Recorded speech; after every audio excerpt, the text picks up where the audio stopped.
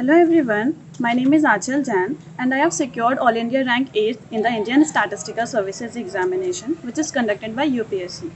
आज की इस वीडियो में मैं आप सबके साथ अपनी रिटन एग्जामिनेशन की स्ट्रैटेजी शेयर करना चाहूँगी। इससे पहले मैं आपको अपने बारे में एक ब्रीफ इंट्रोडक्शन बताना चाहूँगी। मैं बहराइच उत्तर प्रदेश की रहने वाली हूँ। मैंने अपना graduation national PG college Lucknow से कंप्लीट किया था और अपना पोस्ट ग्रेजुएशन एमएससी बायोस्टैटिस्टिक्स में यूनिवर्सिटी ऑफ लखनऊ से 2020 में कंप्लीट कर लिया था। इंडियन स्टैटिस्टिकल सर्विसेज की तैयारी मैंने अपने एमएससी सेकेंड ईयर में आते साथ ही स्टार्ट कर दी थी। इसके लिए मैंने लखनऊ में ही सिचुएटेड नीरज अवस्थी सर की कोचिंग भी ली थी। And I believe that with the help of my teachers guidance, my parents constant support and God's blessings, I was able to clear this examination in my very first attempt. अब मैं आपको ISS examination के बारे में एक introduction देना चाहूँगी। ISS का एग्जामिनेशन दो पार्ट्स में होता है। First is the written examination and second is the interview part. Written examination में टोटल 6 पेपर्स होते हैं एंड इसके टोटल मार्क्स अराउंड 1000 के अराउंड होता है। So first coming to the first paper of this examination which is the English paper. जो English का paper होता है वो टोटल 100 मार्क्स का होता है। इसके लिए मेरी स्ट्रैटेजी ये थी कि जो एसए का पोर्शन था वो मैंने अपने जो भी करंट के इम्पॉर्टेंट टॉपिक्स थे वो मैंने एसए के लिए प्रिपेयर किए थे और इसके लिए मैंने इंटरनेट की हेल्प ली थी। जो भी इम्पॉर्टेंट टॉपिक्स होते थे उनके एसए मैं अपनी कॉपी में नोट डाउन कर लेती थी इंटरनेट से देख करके, और उसके रिगार्डिंग जो भी कोट्स मुझे अच्छे लगते थे उसको मैंने नोट डाउन कर लिए थे। Now coming to the paragraph writing, तो इसके लिए मैंने प्रीवियस 5 years क्वेश्चंस में जो पैराग्राफ आए थे उनको मैंने अच्छे से सबके नेट से देख लिया था और मैंने सबको लिख करके प्रैक्टिस कर ली थी। इस तरह से मैंने अपनी पैराग्राफ राइटिंग की तैयारी की थी। अब सेंटेंस करेक्शन के लिए मैंने अनअकैडमी पे कुछ वीडियोस देख रखी थी और उनका ही मैं मल्टीपल रिविजन्स कर लेती थी, जिससे कि मैंने अपना सेंटेंस करेक्शन वाला पोर्शन प्रिपेयर किया था। तो मैंने ऐसे इंग्लिश पोर्शन के लिए यही स्ट्रैटेजी रखी थी। तो अब मैं अपनी जीएस की स्ट्रैटेजी आप सबके साथ शेयर करना चाहूँगी। जीएस में टोटल 4 पार्ट्स होते हैं: economy, geography, history and polity. Current affairs के लिए मैंने विजन आईएएस की मंथली मैगजीन को फॉलो किया था। मैंने टोटल 10 मंथ्स की करंट अफेयर्स फॉलो किए थे। अगर मैं पॉलिटी, ज्योग्राफी और इकोनॉमी की बात करूं तो ये तीनों पोर्शन विजन आईएएस की बुक में बहुत ही क्लियरली गिवन होते हैं और मैंने उससे ही इन तीनों टॉपिक को प्रिपेयर किया था। इसके अलावा मुझे कोई भी अगर इम्पॉर्टेंट टॉपिक्स मिलता था तो मैं उसके लिए नेट से प्रिपेयर कर लेती थी। अगर मैं हिस्ट्री की बात करूं तो हिस्ट्री के लिए मैंने सिर्फ मॉडर्न हिस्ट्री प्रिपेयर की थी और इसके लिए मैंने आईसीएसई बोर्ड की क्लास 10th की बुक फॉलो की थी। इसके अलावा मुझे कोचिंग में जो भी नोट्स मिल जाते थे हिस्ट्री के, मैं उनको फॉलो कर लिया करती थी।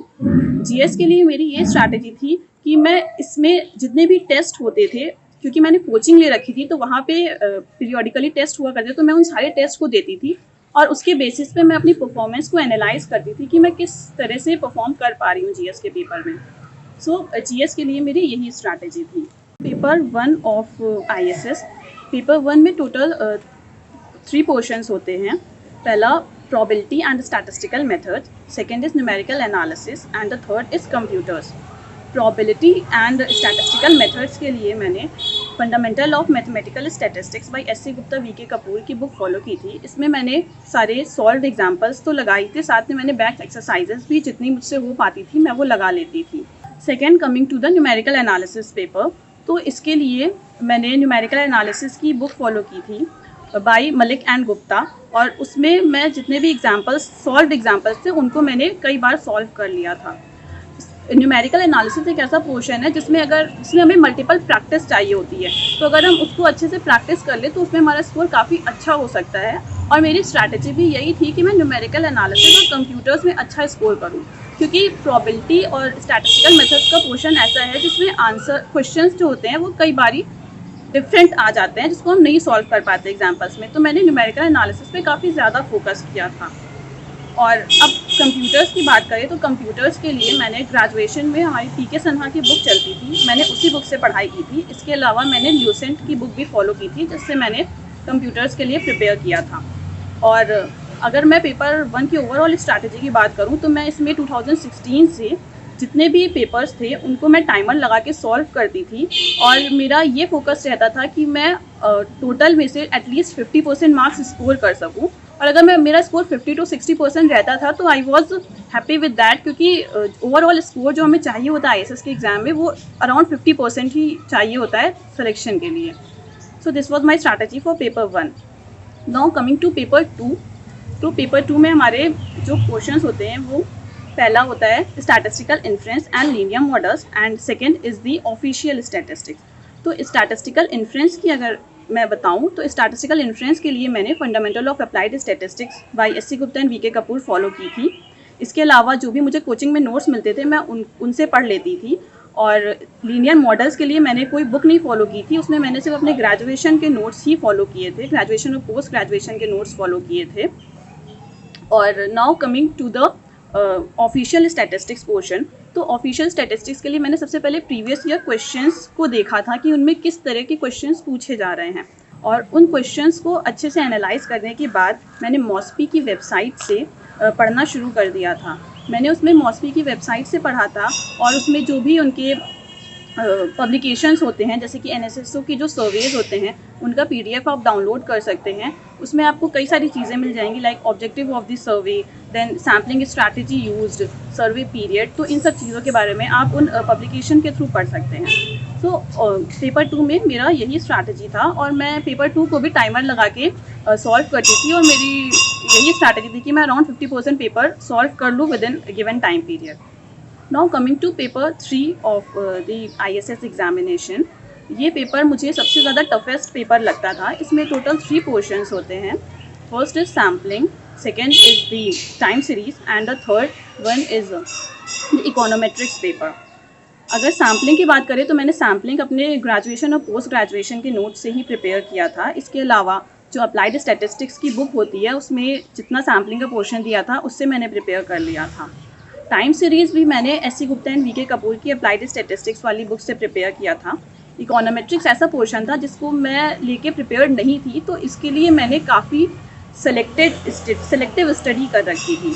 इसमें मैंने 2014 से सबसे पहले सारे पेपर्स को देखा था कि इकोनोमेट्रिक्स में से कौन कौन से टॉपिक्स के रिगार्डिंग क्वेश्चन पूछे जा रहे हैं और वो कितने ज़्यादा रिपीट हो रहे हैं।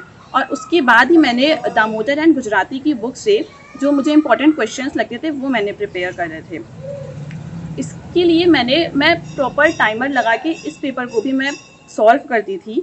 और इसमें मैंने मैं ये नहीं कहूँगी कि मैंने पूरा सिलेबस कवर किया था, मैंने around 80 to 85% he syllabus cover किया था, बट मैं इनको मल्टीपल रिविजन्स करती थी ताकि मैंने जो भी चीज़ें प्रिपेयर की हैं उनको मैं एग्ज़ाम में ना भूल सकूँ।